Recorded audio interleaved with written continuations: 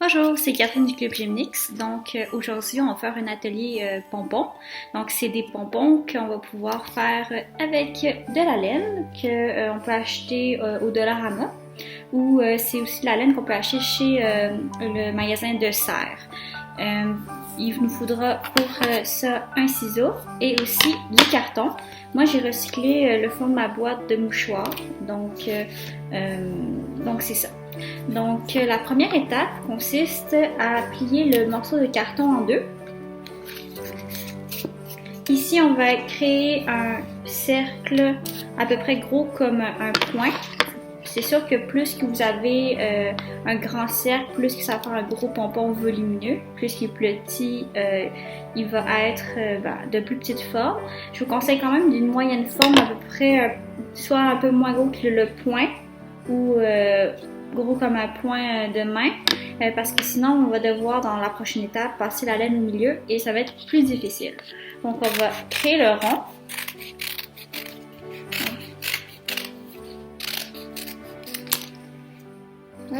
Donc ici c'est important qu'il y en ait deux, on superpose et dans mon cercle je vais en mettre ici un deuxième. Donc l'important par contre c'est qu'on ne peut pas le couper au milieu ici. On va devoir le dessiner et par la suite on va devoir couper. Donc si il y en a qui ont besoin d'aide, n'hésitez pas à demander à vos parents de venir vous aider. Hop. Et ici je vais créer un autre cercle.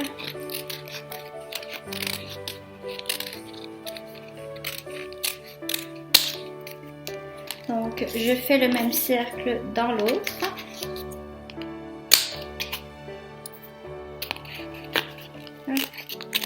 Assurez-vous que votre cercle ne soit pas trop grand, celui du milieu, et qu'il y ait assez encore de bordure. Donc la deuxième étape, ça va être de prendre ma laine. Donc, hop, je baisse un peu la caméra. Et ça va être de venir ici, enrouler ma laine au milieu et venir faire un nœud. Et voilà, je fais un nœud. Donc la pelette, évidemment, il faut ici qu'il n'y a pas de nœud. Donc la mienne elle n'est pas neuve, donc ça va faire des nœuds, mais si elle est neuve, en général il n'y a pas trop de problème. Et ici on va devoir quand même couper une bonne longueur. Si jamais ça arrive que vous n'avez pas assez, vous faites la même chose, vous refaites le nœud et vous continuez à passer au milieu. Donc là je vais juste tirer un peu de fil.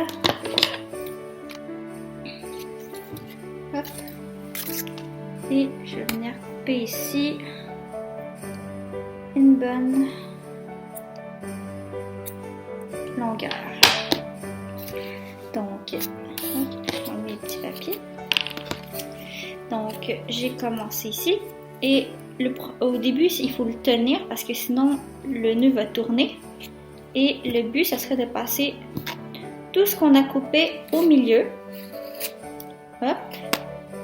Et on va faire le tour au complet de notre beigne. Donc, c'est pour ça que je vous disais que le trou au milieu ne doit pas être trop petit et ni trop grand non plus à la fois. Donc, au pire, si l'étape du carton n'est pas totalement à votre goût, vous pouvez continuer et recommencer jusqu'à temps que la grosseur elle est adéquate. Donc, ici, je rentre à l'intérieur, je pousse, j'envoie tout. Donc l'important c'est qu'ici mes brins soient collés et on va faire beaucoup d'étages. Plus que vous avez d'étages qui vont se chevaucher, donc vous faites tout le tour et on recommence, plus qu'il va être épais. Si vous faites seulement une épaisseur de laine, ça ne fera pas un pompon très fourni. Donc si vous voulez que ça fasse une boule, il faut absolument qu'il soit assez fourni. Donc, bon, voilà, j'ai accéléré un petit peu. Là, en ce moment, je suis rendue à avoir fait 3 tours, donc 3 épaisseurs. Je vous fais un exemple. Si jamais votre ficelle était trop courte, vous pouvez en couper d'autres sans problème. Vous pouvez ici faire un petit nœud. Comme avec les lacets, on fait un petit nœud, hop. Et tout simplement, on continue à passer le fil autour. Moi, je vous conseille de faire entre 3 et 5 épaisseurs pour être sûr qu'il soit bien volumineux. Et vous allez voir, ça prend un peu de temps, mais vous pouvez regarder une bonne émission de Noël ou mais encore écouter des chansons. Et vous allez voir, ça va se passer quand même très très vite. Et la dernière étape s'en vient. Et vous allez voir, la magie opère. Donc, continuez à rouler et vous allez voir dans la prochaine étape. Donc, j'ai fini mes 5 épaisseurs. Donc, on dirait un peu comme un gros chouchou. Donc, qu'est-ce qu'on fait avec le fil qui reste?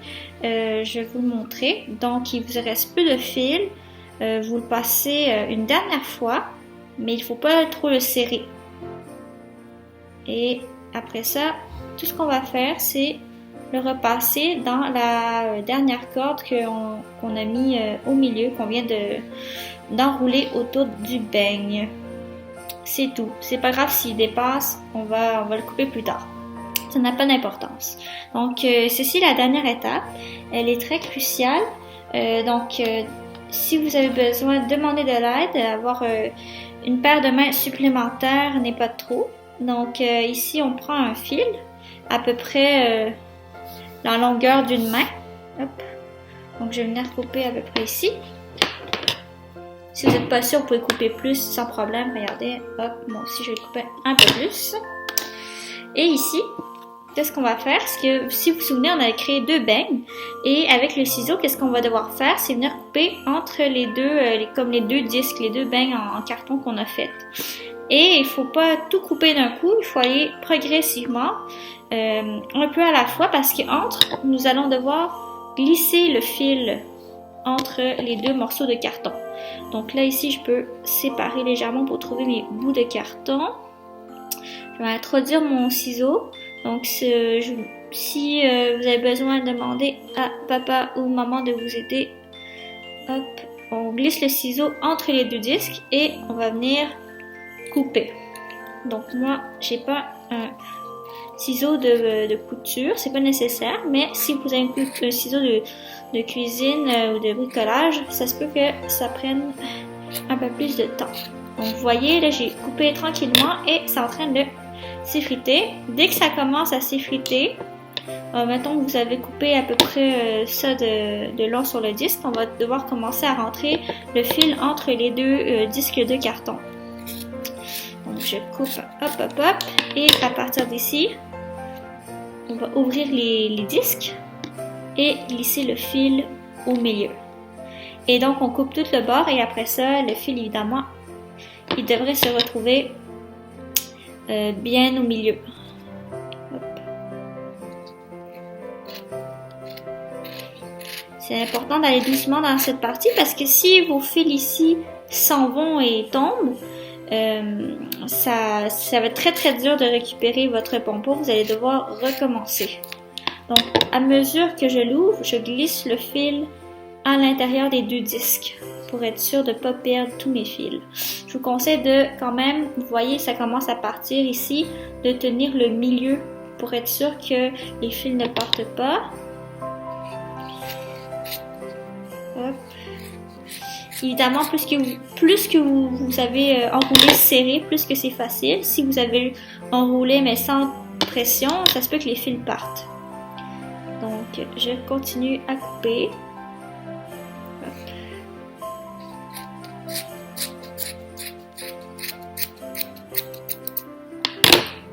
Et voilà, je continue à remettre le fil au milieu des 2 disques en carton.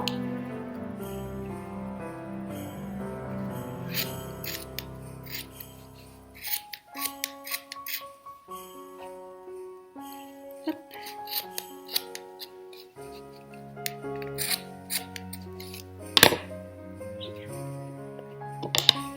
Et dernier chemin. Et voilà, j'ai coupé tout tout le tour. Je dois m'assurer que mes deux fils se rejoignent à la même place entre les deux disques. Ici, qu'est-ce qu'on va faire? C'est qu'on va faire un nœud. Donc, ça ressemble un peu comme un monstre. Donc ici, on vient faire un nœud. Et on va venir tirer au maximum une fois. Et après ça, on va le refaire une deuxième fois. Au maximum le plus serré que vous êtes capable de faire. Oups, et hop. Et après ça, la dernière chose qui reste à faire, c'est déchirer le carton, les deux cartons. Hop. On fait une boule, comme une boule de neige. Et voilà, vous avez votre pompon. Évidemment, il y a les petits fils ici qui sont un peu trop longs. Vous avez juste à les couper au ciseau pour faire une boule bien ronde. Et après ça, vous avez un pompon. Bon. Avec votre pompon, vous pouvez faire plusieurs choses. Ça que vous pouvez en faire d'autres et les suspendre dans le sapin Noël. Donc, il vous faudra juste la petite épingle ici en aluminium pour la suspendre. Vous pouvez également la coudre sur un élastique à cheveux. Puis vous pouvez le mettre dans vos cheveux, ça va vous faire un bon pompon. Sinon, vous pouvez également le coudre sur le bout d'un chapeau. C'est que si vous en faites deux par exemple, ça peut être mignon, ça peut faire deux oreilles de pompons. Et également, vous pouvez l'utiliser comme porte-clés. Donc, vous avez juste besoin, encore une fois, dans un magasin d'accessoires, aller acheter un anneau ou avec un petit loquet pour pouvoir accrocher les clés. Et au fond, vous avez juste besoin d'aller trouver votre milieu. Vous avez serré entre les deux disques et vous pouvez aller accrocher à ce bout l'anneau. Donc, c'était notre atelier pompon. Évidemment, moi j'ai pris la couleur mauve, mais vous pouvez faire toutes sortes de couleurs. C'est très joli. C'est une idée aussi décoration et cadeau à la fois. Donc, j'espère que l'atelier vous a plu et à la prochaine!